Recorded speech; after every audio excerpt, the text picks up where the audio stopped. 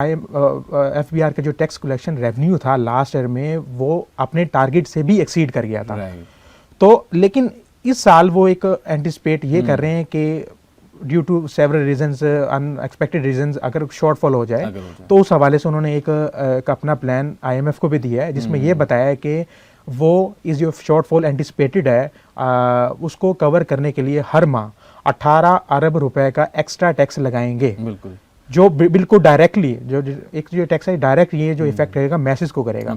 उसकी फर्दर तफसील ये है कि सबसे ज़्यादा जो मेजर जो आई थिंक जो ज़्यादा इफेक्ट होंगे उनमें ये बताया गया कि फर्दर जो डिजिटल साइट्स वेबसाइट चला रहे हैं, अपने डिजिटल ई-कॉमर्स बिजनेस चला रहे हैं, उनको टैक्स नेट में लाया जाएगा। रिटेल और जो प्रॉपर्टी का काम कर रहे हैं उनको टैक्स नेट में लाया जाएगा। और साथ साथ ये भी बताया गया कि अब इस साल कोई भी टैक्स के हवाले से एमनेस्टी स्कीम नहीं दी जाएगी उस एंटिसिपेटेड शॉर्टफॉल को पूरा करने के लिए। आई थिंक जितना हैवी ये प्रपोजल है उसको राइटफुली लोगों ने मिनी बजट का नाम भी दिया हुआ है। जी जी बिल्कुल, इसको मिनी बजट को भी एज ए मिनी बजट भी डीम किया जा रहा है, क्योंकि एक न्यू टैक्सेस लग रहे हैं और ये एक ट्रांजिशनल फेज आगे आने वाला है, इलेक्शन हो गया सारा, तो ऐसा sort of it's kind of mini budget too. और आई थिंक एक बहुत इंपॉर्टेंट एक और जो डेवलपमेंट होने वाली है इस प्रपोजल के थ्रू, अगर पास होता है तो वो ये है कि चीनी की कीमत जो है मजीद बढ़ने वाली है 5 रुपए पर किलो। जी जी, ये भी रिपोर्ट बहुत सारे, मतलब जिस तरह आपने कहा कि ये इसका ज़्यादा से ज़्यादा जो प्रेशर है पड़ेगा आवाम पे, कॉमन मैसेज पे पड़ेगा। बिल्कुल, जो जिनको ऑलरेडी इन्फ्लेशन काफ़ी जो तंग आए हुए इन्फ्लेशन से, तो इसमें चीनी की कीमत तो है ही, उसके अलावा जो GST है टेक्सटाइल लेदर प्रोडक्ट्स पे वो बढ़ने वाला है फ्रॉम 15 to 18%। बिल्कुल, तो वो बहुत ज़्यादा बढ़ने वाला है। हर चीज़ बेसिकली बढ़ ही रही है। और जो टैक्स इंपोर्ट है मशीनरी का एंड रॉ मटेरियल्स का, उसकी भी उस पर भी टैक्स मजीद बढ़ने वाला है। तो इसके अलावा पेट्रोलियम डेवलपमेंट लेवी जो है वो भी बढ़ने वाली है उसमें तो भी, और वो इनफैक्ट काफ़ी एग्जॉर्बिटेंटली बढ़ने वाला है। तो टैक्स तो हुकूमत ने हर तरीके से बढ़ाने का प्लान तैयार कर लिया। सरप्राइजिंगली मेरे लिए जो ज़्यादा एक बात ये थी कि जो वेबसाइट आप चला रहे हैं, जो डिजिटल बिजनेस ओनर्स रन कर रहे हैं, आप एक तरफ IT को बूम करना चाहते हैं, on the other hand you are imposing hefty tax on that initiatives. तो आई थिंक ये एक काइंड ऑफ एक कुछ इम्पैक्ट ज़रूर डालेगा IT की इंडस्ट्री पे। मेरे ख्याल में गवर्नमेंट को चाहिए था कि थोड़ा मजीद इसको रिलीफ देते, जो भी इस इनिशिएटिव की तरफ से कर रहा है। एक आपका इनफ्लो आ रहा है, कैश इनफ्लो आ रहा है, फॉरेन रेमिटेंसेस में इजाफा हो रहा है। अगर कोई भी अपना बिजनेस ओनर अगर कोई डिजिटल वे में कर रहा है तो टैक्स नेट में लाएं। लेकिन जिस तरह ये बताया गया 18 अरब रुपए का एक इजाफी टैक्स हर महीने, तो इट मीन्स के हर जो ये मेंशन किए गए हैं एरियाज, तो उनमें एक सिग्निफिकेंट राइज होगा। कोई एक डेफिनेट कोई रेशो नहीं होगी और इसमें ज़्यादा होगा। और इस पर जो मेरा कंसर्न होता है, क्योंकि एक हम सब यंग है यहाँ पे और हम हर वक्त IT को, और I think IT is the sole solution for reviving the country's economy. Last time ये डिस्कस किया था कि IT एक्सपोर्ट कितने बड़े हैं वहाँ पे। एक तरफ एक चीज़ अगर आपको कोई फ्रूटफुल बेनिफिट्स दे रही, तो आई थिंक उसको आपको फर्दर रिलीफ देना चाहिए।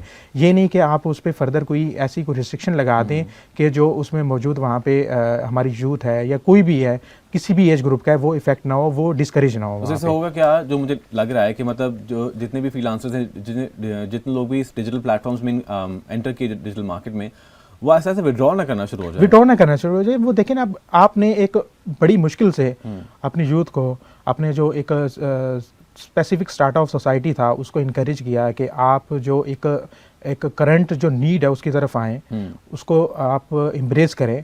और साथ साथ आप ये करेंगे तो वो लोग ट्रांजिशनल बिजनेस पे चले जाएंगे। आपको जो मेन फॉरेन रेमिटेंसेस, आपको जो हर वक्त फॉरेन रेमिटेंसेस करते रहते हैं कि वो सिटीजन हमारे बैकबोन है, ये वो जो विद इन कंट्री आपको एक मुल्क में फॉरेन रेमिटेंसेस ला के दे रहे हैं, तो उनको क्यों इनकरेज नहीं किया जाता? और स्टूडेंट्स के बहुत आसान था ये कि बहुत आसान के साथ साथ काम कर सकते थे, घर बैठे काम कर सकते थे, but it provided a lot of opportunity to young people, students included. तो वो अब इसको मजीद अगर हम टैक्स करने लगेंगे और इतना हेवी टैक्स, I agree कि should be added to the tax net domain, but I think आप उसको एक बैलेंस मेजर में करें, कंट्रोल होना चाहिए वो। साथ ये भी बता देता हूँ, एक इमीडिएट इफेक्ट ये है कि रिसेंटली बिजनेस कम्युनिटी की जो पाकिस्तान की है, उनकी स्टेटमेंट आई है, ये जो आफ्टर द जो एक रिपोर्ट सबमिट करवाई गई FBR की तरफ से IMF को, इसमें बिजनेस कम्युनिटी ने एक अपील की है स्टेट बैंक ऑफ पाकिस्तान से, फेडरल गवर्नमेंट से और रेलिवेंट अथॉरिटीज से कि आप मज़ीद टैक्स ना लगाएं और मज़ीद जो इंटरेस्ट फ्री लोन्स हमें दें। और क्योंकि उन्होंने ये भी डिमांड की, रॉ मटेरियल है, टेक्सटाइल इंडस्ट्री वगैरह ज़्यादातर बिजनेस कम्युनिटी वहीं से ताल्लुक़ रखती है, तो उनको भी इमीडिएट इफेक्ट आया कि वो उन्होंने अभी तो टैक्स लगे नहीं है, उन्होंने अभी से ये एक अपील गवर्नमेंट से, इदारों से कर दी कि आप फर्दर टैक्स ना लगाएं और हमें मज़ीद रिलीफ दें।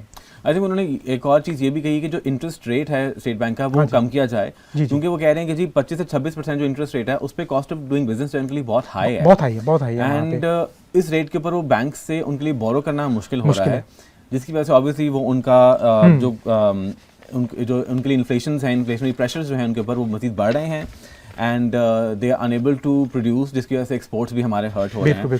तो आई थिंक बिजनेस कम्युनिटी की भी कंसर्न्स हैं जो उन्होंने आगे फॉरवर्ड की हैं फाइनेंस मिनिस्टर को भी एंड बाकी रेलेवेंट अथॉरिटीज़ को भी। So let's see, I mean ये कहाँ तक पॉसिबल होगा। अच्छा, ये तो हमारी एक इकोनॉमिक आउटलुक की बात हो गई, और इकोनॉमिक आउटलुक में हम जो 3-4 बार हमने ये मेंशन भी किया है कि पाक रूपी अगेंस्ट डॉलर वगैरह, तो हमारे जो एक वेब डेस्क है उसमें आपका तो इंतहाई एक अहम किरदार है स्टॉक एक्सचेंज की स्टोरीज करने में, डॉलर की स्टोरी करने में। तो अभी एक जो करंट सिचुएशन है, जैसे लास्ट वीक में हमने देखा है कि डॉलर पाकिस्तानी रुपी है जो काफ़ी अप्रिशिएट हुआ है अगेंस्ट द ग्रीन बैग। तो आप कोई फर्दर प्रिडिक्शन बताएंगे, मतलब कि नेक्स्ट मंथ्स में, क्योंकि इलेक्शन का भी है आगे हवाल, तो मतलब क्या होगा डॉलर के? अच्छा, हमने देखा है कि पिछले कुछ अरसे में in fact over couple of months now जो है डॉलर गिरता ही रहा है with very minor appreciation, but overall गिरता ही रहा है डॉलर, एंड पाकिस्तान रुपी जो है काफ़ी अप्रिशिएट हुआ है। सो एनालिस्ट का ये कहना है जो, और ये तो सॉरी शरिया आपको इंटरप्ट कर रहा हूँ कि लास्ट ईयर सितंबर में Pakistan currency was one of the best performing currency in the world. It was, yes. और आई थिंक अभी भी उसकी परफॉर्मेंस इस पॉइंट पे भी काफ़ी अच्छी जा रही है।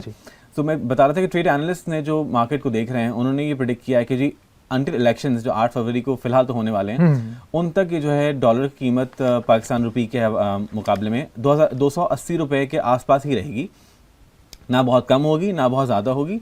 उन्होंने कहा है कि बस उसके आसपास ही हवर करती रहेगी। यानी अब ये जो एक शोर मचाया जा रहा था कि 350 का डॉलर होगा, 400 तक पहुंचेगा, तो आई थिंक अभी जो करंट रिपोर्ट्स आपके पास है उसके मुताबिक कोई ऐसी चीज नहीं होने वाली, कम से कम इलेक्शन तक नहीं हो रहा। कम से कम उसके बाद क्या होता है वो हम कुछ नहीं कह सकते, वो तो मार्केट की सिचुएशन में डिपेंड करता है, बट अंटिल द इलेक्शंस 8 फरवरी तक डॉलर का रेट जो है 280 के आसपास ही रहेगा।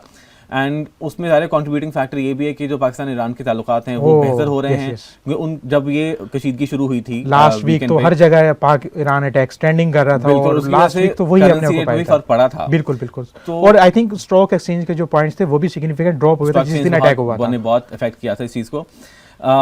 इसकी वजह ये है कि सारे डॉलर का रेट स्टेबल रहने का रीज़न ये है कि सारे पाकिस्तान ईरान के जो रिलेशंस हैं वो स्टेबल हो रहे हैं आहिस्ता आहिस्ता।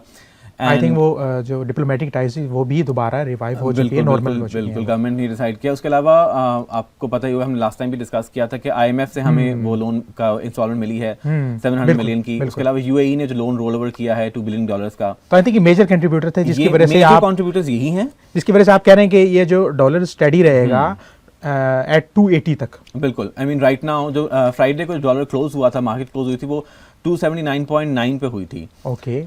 तो जो एनालिस्ट ने, वही मैं कह रहा था, जो प्रिडिक्ट किया है वो यही है कि भाई इसके आसपास ही रेट रहेगा, थोड़ा सा 19-20 का फर्क हो सकता है, बट नॉट मेजर, यानी कोई मेजर इंक्रीज या मेजर डिक्रीज नहीं होने वाला डॉलर के प्राइस में।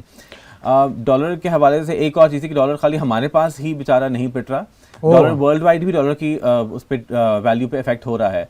और वो इस तरह से हम अंदाज़ा लगा सकते हैं कि रशियन जो स्टॉक एक्सचेंज है उसमें चाइनीज जो करेंसी है उसमें ट्रेडिंग कहीं ज़्यादा हुई 2023 के अंदर इंस्टेड ऑफ डॉलर्स। जो और ये जो फर्क था 42% जो है वो टोटल जो ट्रेडिंग हुई थी स्टॉक एक्सचेंज से, उसमें 42% जो वॉल्यूम था वो